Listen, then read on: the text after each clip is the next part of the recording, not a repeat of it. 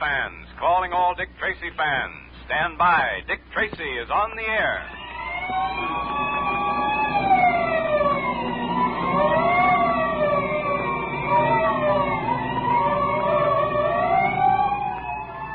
Now the makers of nourishing, delicious Quaker Puffed Wheat and Quaker Puffed Rice bring you the thrilling Dick Tracy Detective Adventures.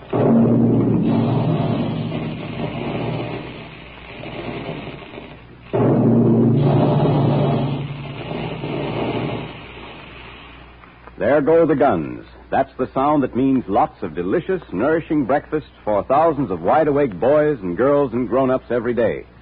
That's the sound you hear when puffed wheat and puffed rice are shot from special guns in the Quaker plant to give you wheat and rice in their most digestible form.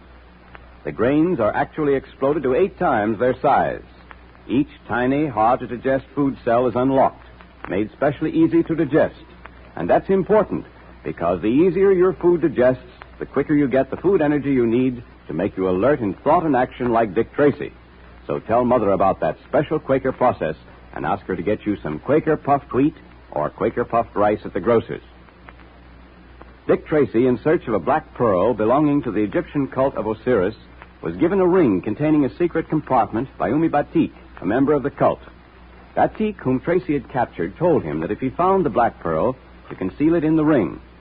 In our last episode, Dick received a call from Cooper of the Ballistics Bureau, who had been examining a bullet which the doctor had taken from Tracy's leg. It seems that the bullet was peculiar in more ways than one. Will Tracy find the black pearl of Osiris? And what has Cooper discovered about the bullet that makes it so interesting? Our scene, the Ballistics Bureau. Well, Cooper, what's all the excitement about? Tracy, I've been examining that bullet the doctor took from your leg. You mean the bullet that s01e Batik fired from Dryden Small's tiny revolver? Why, has Tracy had any other bullets fired into him? No. Go on, Cooper. All right. Well, at first I was chiefly interested in examining and photographing the markings on it. And then I decided to open it to examine the lead more carefully for weight and material, you know. Yes, go on. That's the usual ballistic procedure. Yes, but this isn't what we usually find. I opened it, and here's what was inside. The black pearl of Osiris. Gosh. Then it is the black pearl, Tracy? Without a doubt. Well, this is the most amazing thing that's happened to me in a long time. You were carrying the black pearl around with you in that bullet and didn't know it. Yes. And now I understand why Dryden Small kept that pearl-handled revolver near him at all times. Because one of the bullets contained the black pearl of Osiris. Well, there it is. Don't forget you promised to let me keep the bullet for my collection. And that still goes. You can keep the bullet. All right. But I'll take the black pearl. I've got to see that this black pearl gets into the hands of the people it rightfully belongs to. You talk as if that's going to be a hard job. It is, Cooper. Because there are others who also want to get this pearl. By this time, they know that Dryden Small is confined to the hospital, that the black pearl is in the hands of another person. It won't take them long to find out that I am that other person. And then I believe the fun will start. Well, what are you going to do with the thing? For the time being, until I contact the people it belongs to, I'm going to hold on to it. Watch. I take the top off this ring, and there you see a secret compartment into which I can place the black pearl. Gosh, Dick, I can't get over that ring. It's a beauty. Now then, I'll put the top on again, and there we are. The black pearl is now reasonably safe until I can put it into the hands of the proper person. That's a very attractive-looking ring, Tracy. I've never seen one like it before. It's more than just attractive. It's a mysterious ring, given to Dick by s01e Batik. Batik claims it will bring good luck to you whenever you need it. Yes, I wonder what adventures and troubles will follow in the wake of this black pearl now that I have got it. Well, what do you mean? Well, Cooper, there's a group of men who make their living stealing art treasures. And this black pearl is one of them. These men sell these treasures to wealthy but dishonest collectors. Dryden Small is one of their agents. They know by now that Small is temporarily out of the picture. Why, at this very moment, they're probably plotting just how to get it.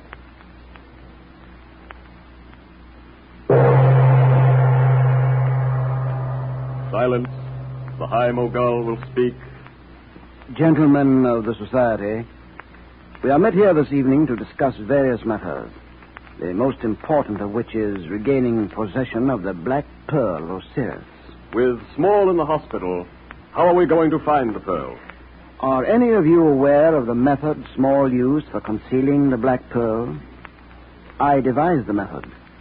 Until now, it was my secret, mine and Dryden Small's. That black pearl, gentlemen, was molded into a special bullet and placed in a special pearl-handled revolver for safe concealment. And who has that revolver now? Dick Tracy. That means, then, we're going to have a hard time getting it. The pearl-handled revolver no longer interests us. You mean the bullet has been fired? Exactly. And the pearl has been found by the Police Ballistic Bureau. It is now in the possession of Dick Tracy. It is being carried in a special secret ring made for it, called the Ring of Osiris.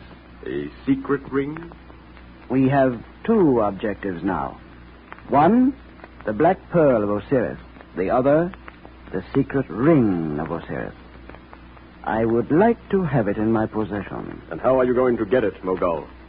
Well, we number among us, as you know, a gentleman from Madagascar. Will you step forward, Remo? I am yours to command, High Mogul.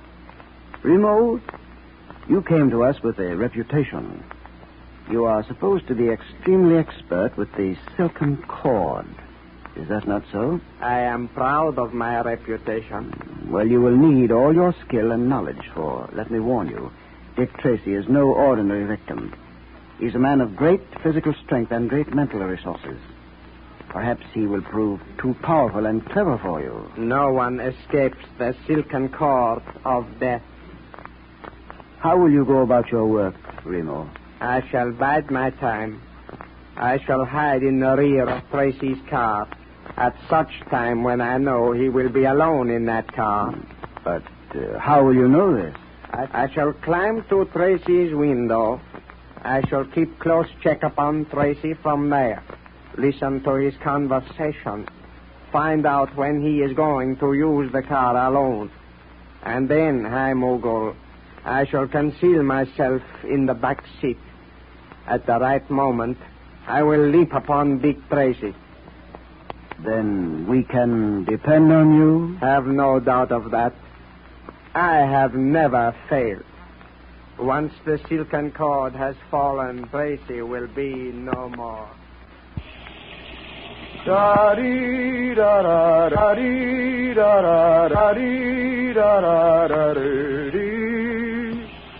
Dick, you're a great detective. But as a crooner, my oh my. I sing, my critical friend, not because I sing well, but because I feel well. Yep, I'm very happy tonight. Things seem to be breaking right. A little threat like the death hanging over your head doesn't mean a thing, does it? By this time, Pat, you ought to know that threats may not mean a thing. Where's the large bath towel? Yeah. Oh, here it is. Besides, showing that you're scared of a threat doesn't happen to be my style. Oh, I can't help wishing this Black Pearl business is finished. You've got the thing in that ring there, haven't you? Yep, yeah, I have. Well, Junior's eyes shine every time he talks of that ring. By the way, do you really believe this ring brings good luck to the wearer? Well, we'll soon know just how lucky it is. By the way, Dick, when is that friend of Batique's going to come for the pearl? I don't know, Pat. Well, how will you know when he does come?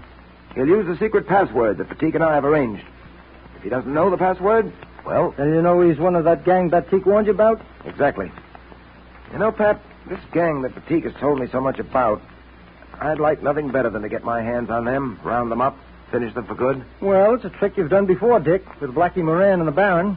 Neither Moran nor the Baron were pushovers. Well, neither is this mob. Don't make the mistake of underestimating them. Is the car downstairs? Yeah. I drove it over because I got a date tonight. Hey, hold on. It's my night to use the car. Huh? You had it last night and the night before. Oh, but Dick, I got a date. Oh, sorry, old man, but so have I, with Tess. I was supposed to have the car last night. I let you use it instead. Nope, I'm afraid I'll have to insist on having it tonight. Well, okay, Legree. You can have the chariot. You take so few nights off, anyway.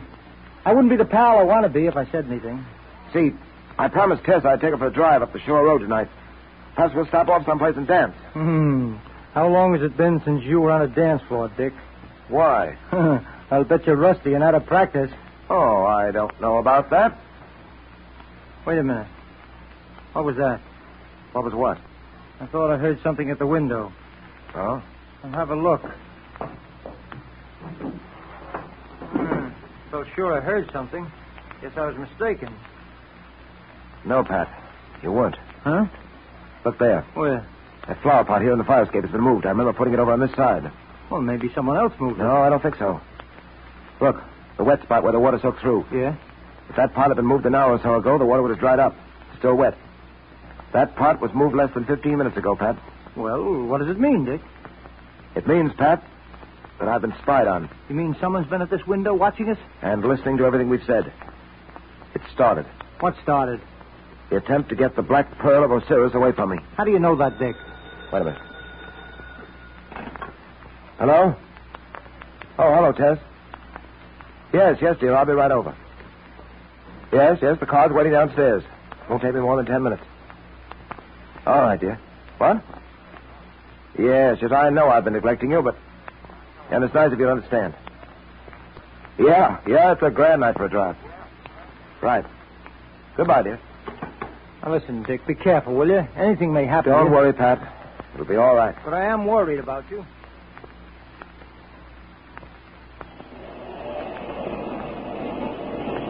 Well, there's the chariot waiting for you. It's all yours, Dick. Sorry I've got to deprive you of it, Pat. Can I drop you anywhere? No, I'll walk. It's not far from Irene's house. See you tomorrow, Dick. Take care of yourself, will you? I've always managed to. Good night, Pat. Night.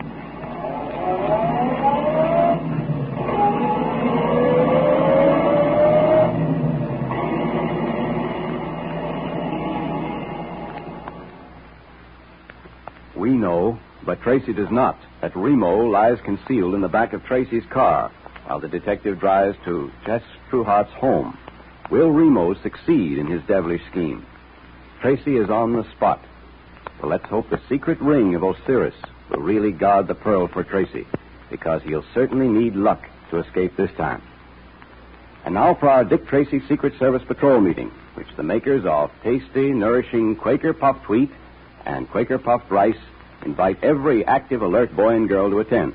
So stand by, because here's Dick Tracy, Jr. now. The meeting will now come to order, and today we have a special announcement for you from Dick Tracy. Yes. Dick has asked us to tell you patrol members that he has a big surprise for you. And he's going to tell you all about it on Friday.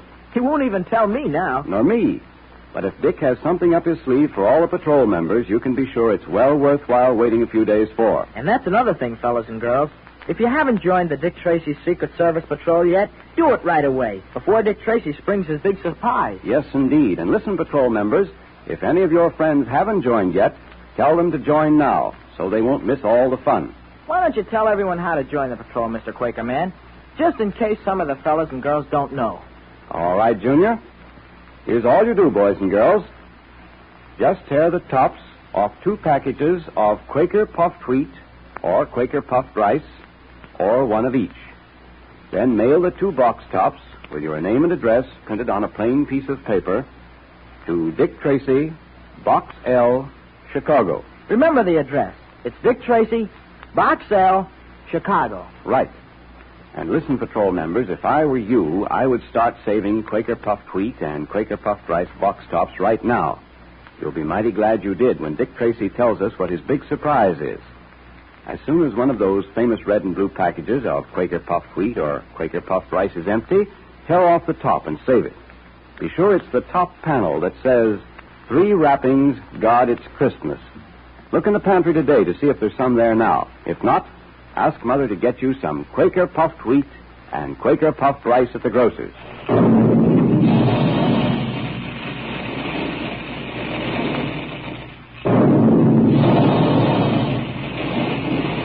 Those 2 tasty, trigger-fast cereals are shot from guns, you know, to give you and thousands of other wide-awake boys and girls and grown-ups 2 of the most delicious, nourishing breakfasts you've ever enjoyed.